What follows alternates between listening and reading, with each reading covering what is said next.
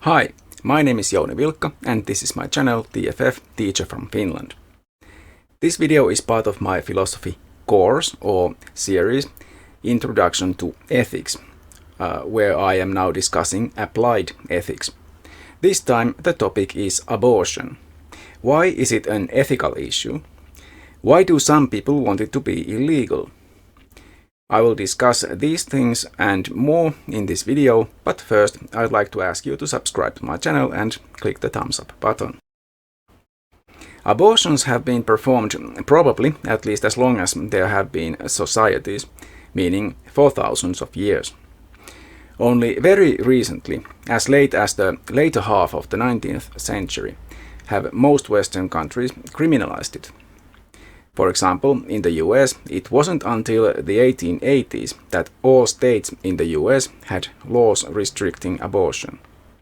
But clearly that was problematic, as already in the next century most countries legalized abortion, either on request or if some criteria were met. Those criteria would include things like the pregnancy endangering the life of the pregnant person.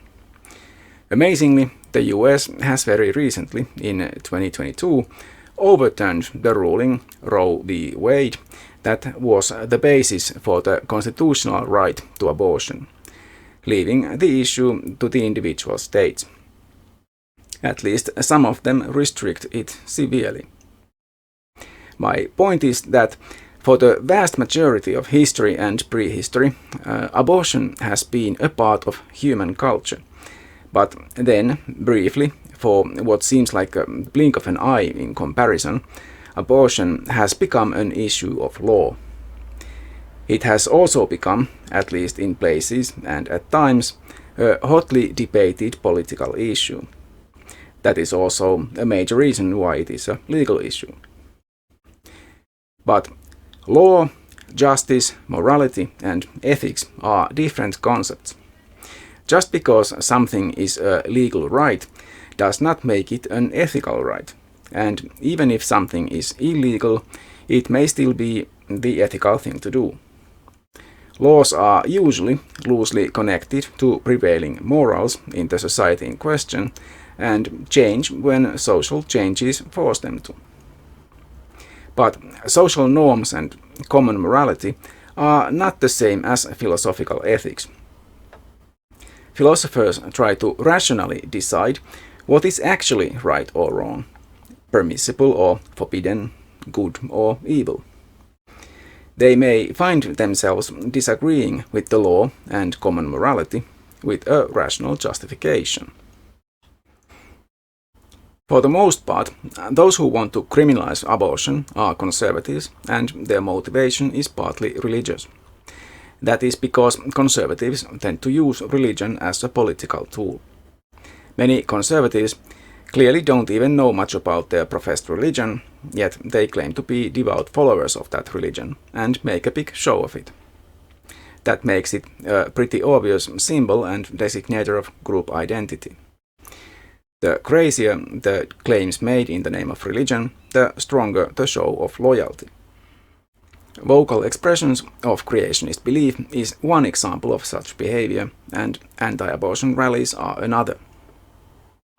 Because of the political aspect of the discussion, and especially the identity politics involved, the views of the masses tend to be extreme, polarized, and lacking in nuance.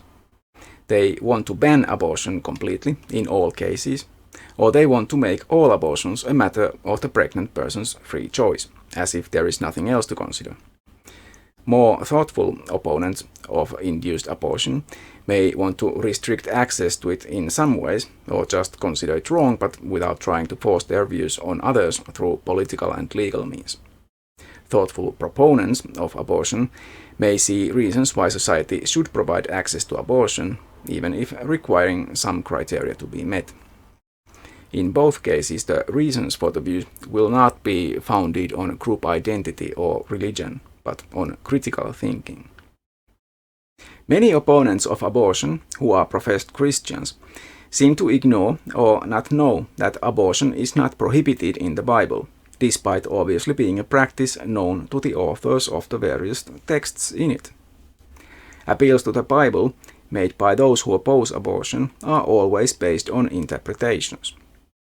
One might think that if a God had in some sense authored the Bible, and if that God had considered abortion such an important issue as these fundamentalists claim, that God would have made his views crystal clear in the pages of the Bible. As an aside, it is also a bit strange that these Christians insist that secular law should cohere with religious morals. After all, Jesus didn't seek to become a secular authority. Why should his followers? Religious morality may influence public morality and social norms, but like I already explained, philosophy does not accept such things as authorities. Philosophers only accept the authority of reason, of rational arguments. So if you want to really form an ethical opinion on the subject, the first thing to do is to discard the influence of any propaganda from your thinking. In the US, the two sides of the issue of abortion are known as pro-life and pro-choice. I have always disliked these terms because they both reek of propaganda, of trying to frame the issue in a way that benefits one's own position. Both, as if following the instructions of a PR manager, want to frame their stance as a positive thing, pro-something, because people are thought to prefer to be for something rather than against something. Pro-lifers claim to be for life, as if that wasn't ambiguous, and as if the opponents were then against life. Who would want to be against life? The other side presents their stance as just a matter of choice, an individual's personal choice presumably. Who could call themselves an American and oppose such personal freedom? The rational thing to do is to look at the issue objectively, and to help with that, I want to avoid propaganda terms. The issue is abortion, and when, if ever, it should be provided on request, or if it should be restricted, or perhaps even made mandatory in some cases. It might then make sense to talk of the pro-abortion and anti-abortion stances, but even that is unlikely to be necessary or very useful, because when we consider the proper contexts and required nuances of the issue, we will see that it is not clear-cut, black and white. Some politicians may want you to think it is, because that way they can recruit you to their ranks. But if you want to be a thoughtful person, even a philosopher, you have to accept complexity and uncertainty. Because we are at least primarily interested in what is right or wrong here, and not what the law or public policy should be, we should focus on just ethics for now. First, we should try to understand what is at stake, who is affected, or more specifically, who are the moral subjects that may suffer. Because I am not the kind of person who could even become pregnant, I will never be in the situation where I could consider having an abortion. Does that mean I should leave the subject to those who either have already been in that situation or who at least may realistically one day be in that position? This may be a valid concern, but being a middle-aged white man, I will keep talking about this anyway. Seriously speaking, one's age, ethnicity or gender do not necessarily disqualify one from discussing an ethical issue, although it may blind one to aspects of the issue, and one may be biased due to one's privilege. That is why it is important to guard against such biases as well as one can, and to listen to those who actually are or possibly can be affected. Besides those going through pregnancy, nearly always women, it may be thought that others are affected as well. There is another person involved in causing the pregnancy, nearly always a man. Some may think that the latter are also affected by the pregnancy and thus should have a say in decisions concerning it. Yet they only donated some sperm, while the person going through pregnancy undergoes significant changes, some of which may be permanent. Stretch marks are among the least of these. There are significant risks to health and even life involved. That is true even with the help of modern scientific medicine. In cases where such medicine is not available, the risks are as big as they used to be in earlier times. As far as I know, the time of greatest danger during a pregnancy is right before and right after giving birth. It takes a long time to recover from that ordeal. In some cases, a surgery is required. Cesarean or C-section, named after the shape of the cut required. Even though it isn't lethal anymore, it's much riskier than giving birth the usual way. For a man to ask a woman to go through all those things in order for him to have a child would be asking quite a lot. I don't see how that could be fair. There is a completely different way that the man may be affected by a pregnancy that he has, for his part, caused. He may be held responsible for causing the pregnancy, and thus for the birth of the resulting child. It could be that he does not want children and was tricked, or perhaps contraception failed, as sometimes happens. He would then prefer the resulting pregnancy to be terminated, but does he have any say in the matter? Even if no requirements are made of him, he still might not want to allow the child to be born. I know I certainly wouldn't. Vasectomy is a good option for those who know they don't ever want to be in that situation, but that may not be an option in every case. For one, vasectomy may be restricted, as it is in Finland, for only those of at least 30 years of age. For another, someone may wish to have children later, perhaps with someone else, and vasectomy, even if reversed, reduces the chances of that succeeding. For these reasons, it seems to me that the opinion of the man whose potential offspring we are talking about should carry more weight if it is for abortion than if it is against it.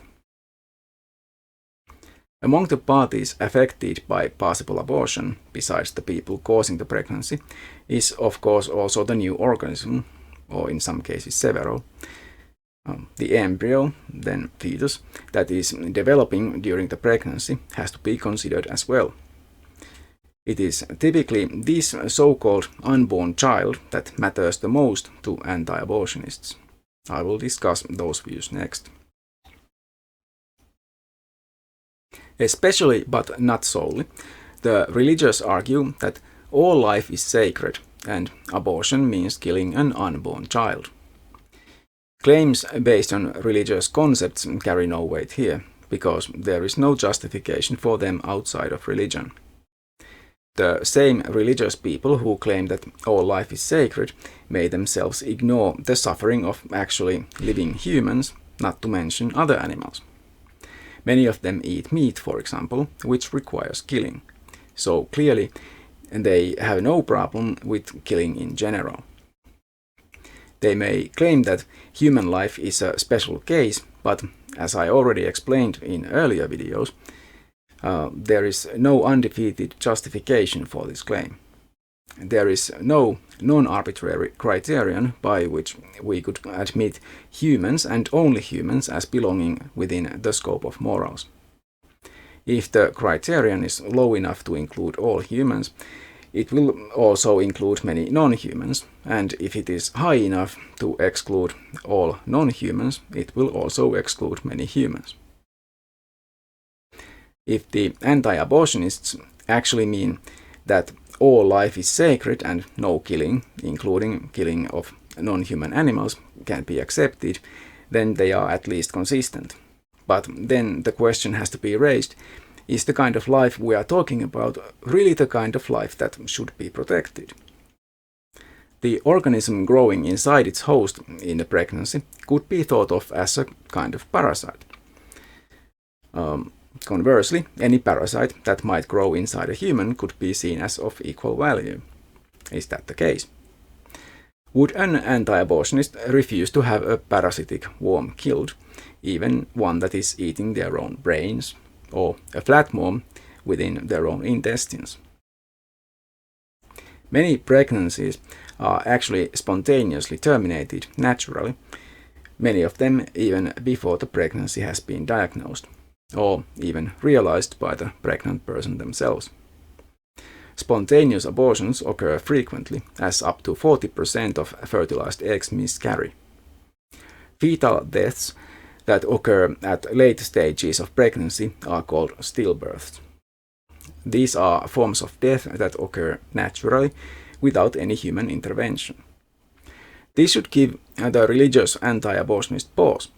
If all unborn babies are supposedly sacred, then how come so many of them die before they are even born?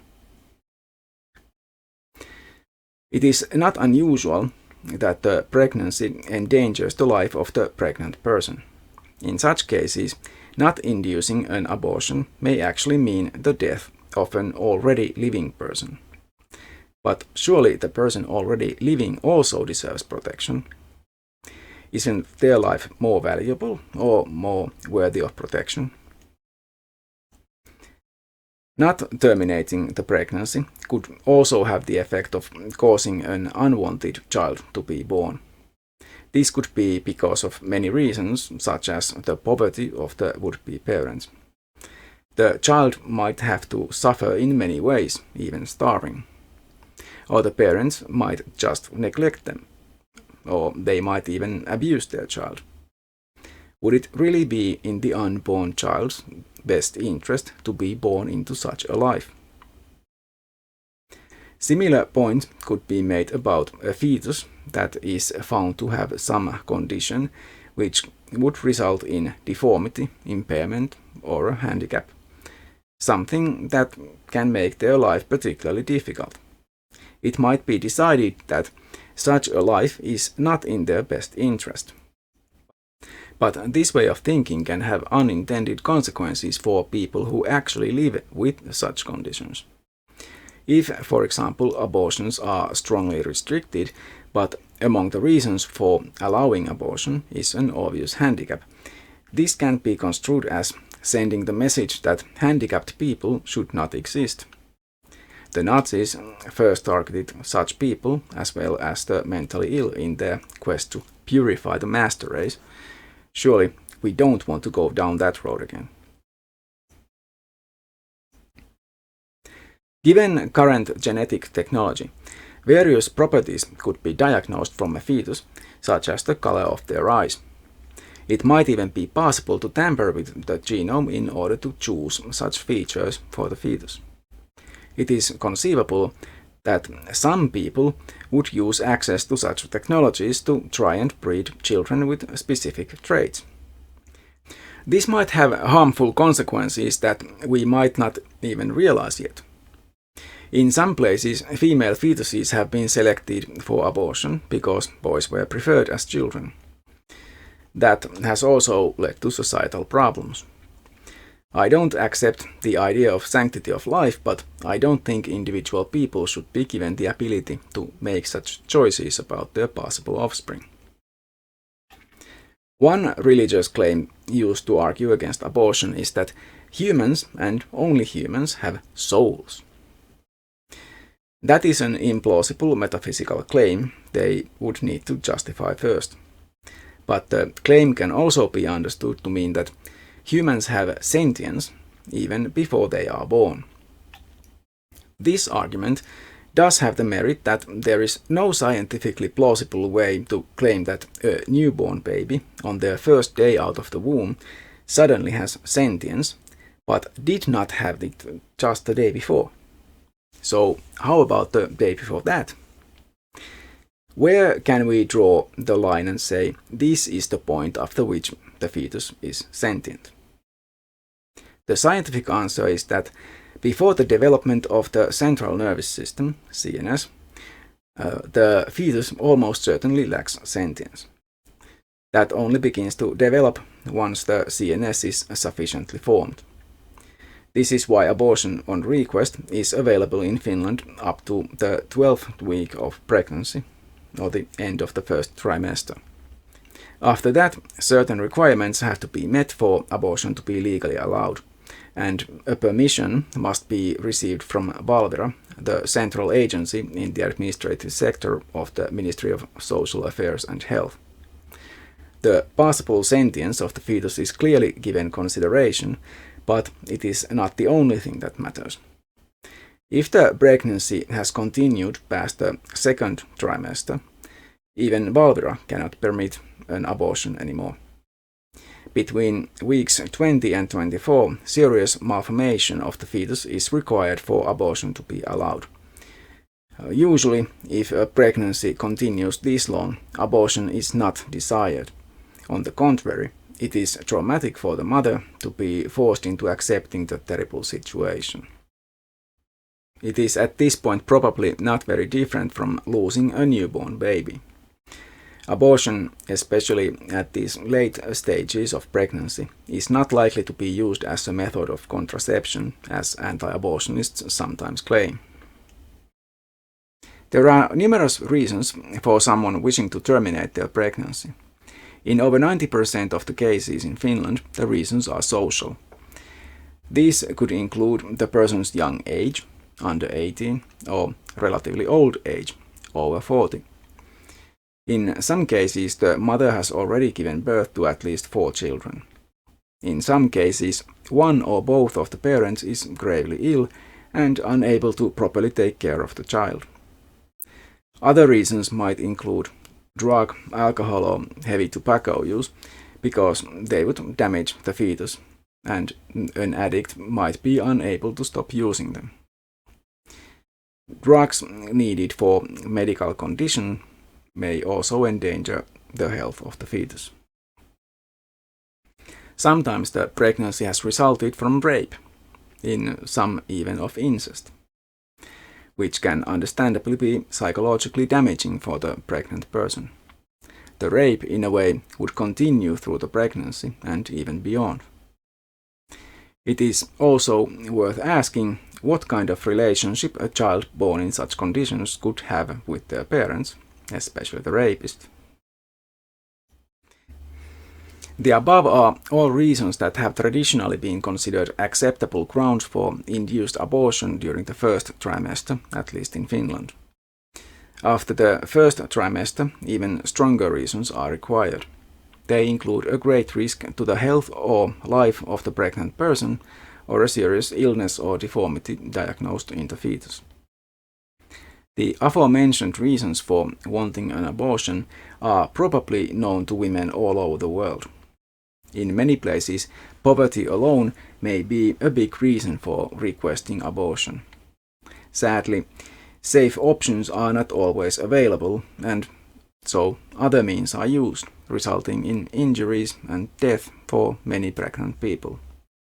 Banning abortion does not work, as there will always be desperate individuals willing to risk everything to terminate it. Some will even choose suicide rather than give birth. One argument that has been used a lot, especially in the US, is a woman's right to their body. The reasoning is that a person has the ethical right to do whatever they want with their own body, and no one else has the right to make demands that contradict that right. That is a type of negative freedom. According to this view, a pregnant person has the right to get rid of the pregnancy, and society should enable this by providing abortion services. That is a type of positive freedom. The rights of the pregnant person certainly need to be considered, but it has been suggested that the fetus also has rights. If so, the two have to be weighed against each other. Could a fetus have human rights? It is biologically human, but the treaties on human rights only discuss the rights of humans who already have been born. One reason for this may be that a fetus does not survive on its own outside the womb, unless it is almost ready to be born, and even then medical care is needed to ensure that the premature baby survives. In ancient Rome and in many other cultures, a baby was taken into the family only after about 2 weeks after normal birth, because infant mortality was so high. Even if a newborn baby is considered finally a full human, because it can now exist independently, it is not considered to have all the rights that humans can have. There are several different ages that are typically legally required for certain activities, powers, rights, and responsibilities. For example, a child under 15 years of age in Finland is not held criminally responsible. They are also not allowed to buy alcohol before turning 18, or even 20 to buy strong liquors. 18 is usually thought of as the age defining adulthood when they are allowed to vote in elections, for example. Some people, especially old people, may have difficulties taking care of themselves, and they may be appointed a guardian, at which point they no longer have the same powers and responsibilities as an ordinary adult. A person who is declared brain dead, having lost their brain functions, is now considered legally dead. They no longer have rights because they have no cognitive functions. The point here is that although in some ways all humans supposedly have the same rights, they in fact do not. Their cognitive abilities differ, and it is thought that these differences and changes throughout life are ethically significant. Cognitive functions make sentience possible, and that makes one a moral subject. Humans are not the only sentient beings, but it is claimed that not all sentient beings are persons, and that is what makes the difference. Persons are said to value their own lives and the lives of other members of their community more than other animals do. It could be that some other animals have personhood too, but humans are certain to have it. We plan our futures and fear our own premature deaths. We form communities where we agree that all members of the community have the same fundamental status as a person. These are assumed to be things only a person would do. The point is not that it is acceptable to treat other sentient beings however one feels like, but rather that those with personhood are to be considered of even more value. Of course, it could also be argued that a sentient animal that is not a person and does not ponder their own mortality actually enjoys its life more than a typical philosopher. And so its life is more valuable in the utilitarian sense to itself than the life of the philosopher to himself. Thus, a person might actually be of less value than an animal that is not a person. The idea of personhood being ethically important, though, is about interpersonal relationships and expectations. A person can expect other persons to treat their moral rights as equal to their own. That is why we have human rights.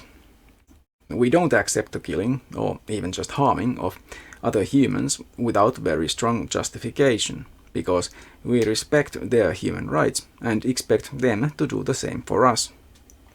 This contractarian reciprocity does not seem like a very high moral stand to me, because it is based on speciesism and, in the end, the power we have in groups. It may also be too easy to use the criterion of personhood to discriminate against infants and the mentally handicapped, which means it does not seem very good as an ethical theory.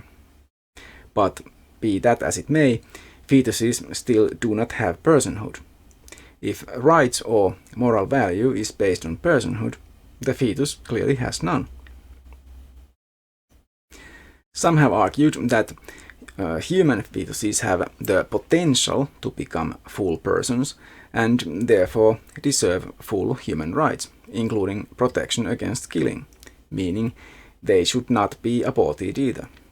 But as I pointed out earlier, only adults are allowed to vote in elections or drive cars, so all biological humans do not have all the same rights.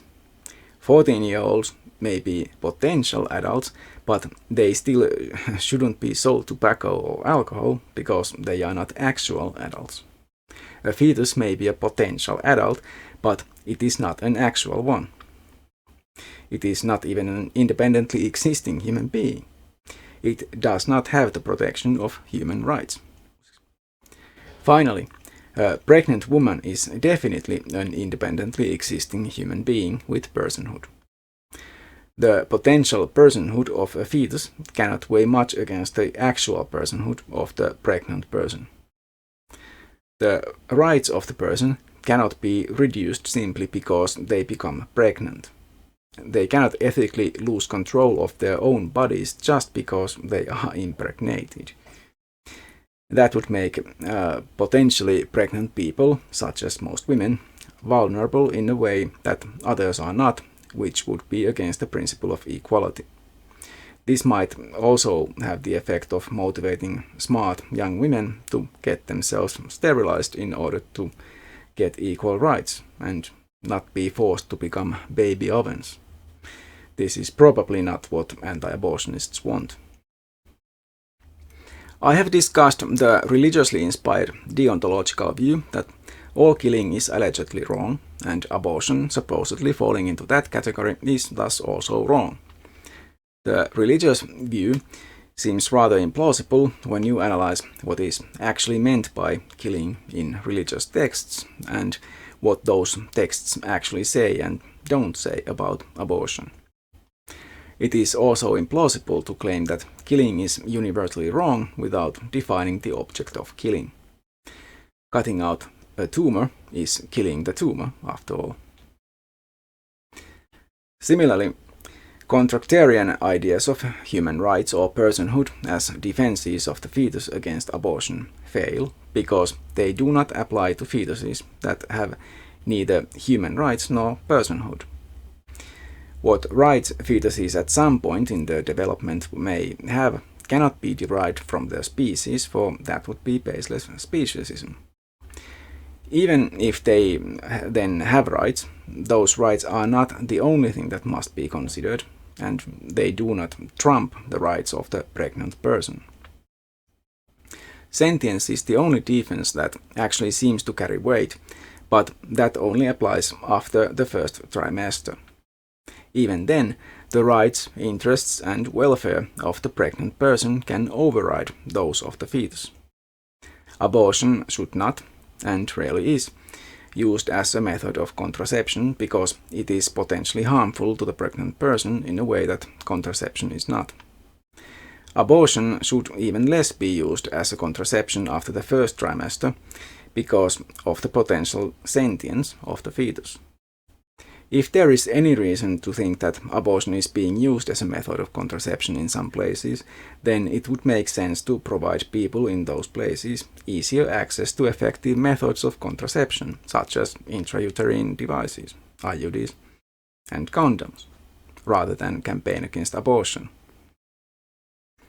To conclude, there is little reason to oppose abortion during the first trimester, but after that it should only be used when the situation is grave enough to warrant it.